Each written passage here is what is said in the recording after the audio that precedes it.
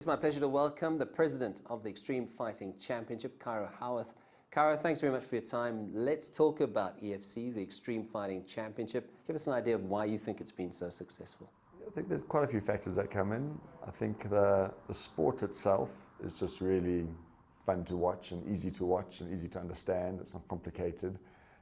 So the same reason it's exploding globally, I think it has the same attraction across Africa. Two people fighting is two people fighting. It's basic. You don't have to understand the language, or there's no barriers to get what's going on. For someone who's never watched the sport before, there's strict rules. It takes place inside a hexagon.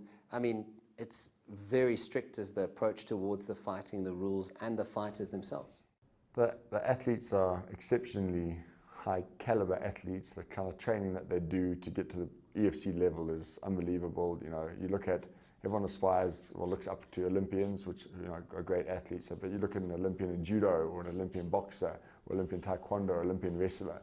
To be competing at EFC, you have to be proficient in all of those Olympic sports and more, jiu-jitsu as well. And so you've got to be really good and be able to mix it all up, and then have your conditioning. I notice you use the word athletes and not fighters. Does that mean that the same anti-doping rules apply for the athletes? It took us quite a few years of lobbying Drug-Free Sport South Africa to get them on board, and eventually we have got them on board. So for the last couple of years they have been running our anti-doping program, and we work closely with them on it.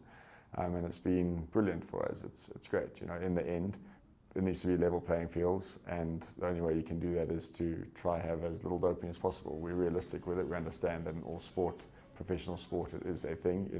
All athletes try to get an edge over each other, but we need to try to keep it as safe and as fair as possible.